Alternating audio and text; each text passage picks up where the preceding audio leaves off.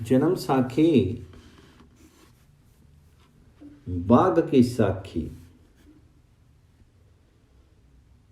एक से समुद्र तट पर मैं, बाला और गुरुजी बैठे हुए थे तथा सम्मुख बैठ करके मर्दाना शब्द पढ़ रहा था। सामने थोड़ी दूर पर एक लाश पड़ी थी। वहां एक बघियाड़ आया और मृतक को देख करके लौट गया। थोड़ी दूर जाकर के फिर लौट पड़ा और मृतक का सिर और छाती सूंघ करके चला गया। फिर आया और मृतक के हाथ पैर सूंघ करके चला गया। फिर लौट करके मृतक के कान और रसना सूंघ करके हट गया। तब मर्दाने ने हैरान होकर के गुरु जी से पूछा, हे महाराज, ये भूखा बाघ इस मृतक को सूंघकर क्यों चला गया है?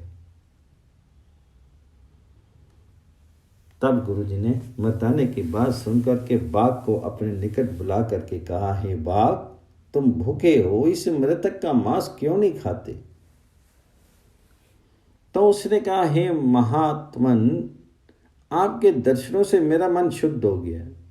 मैंने इसके तमाम अंग सूंघ करके देखे हैं, कोई भी अंग इसका पवित्र नहीं है। रसना से तो इसने कभी नाम नहीं जपा। क्षेत्रों से कथावा उपदेश नहीं सुना।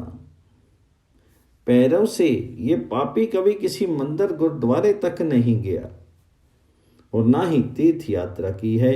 मन से इसने किसी का भला नहीं चाहा।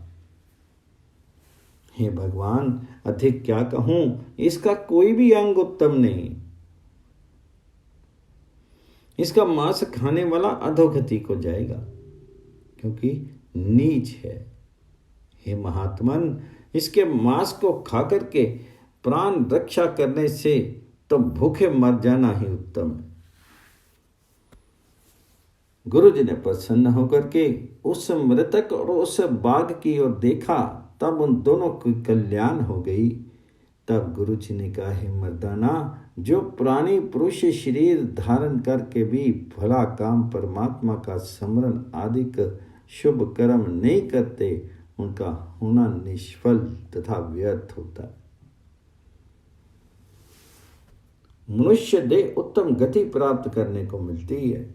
जो ऐसा अमूल्य समय को पाकर भी कुछ नहीं करते, उनके समान संसार में कौन मूर्ख है?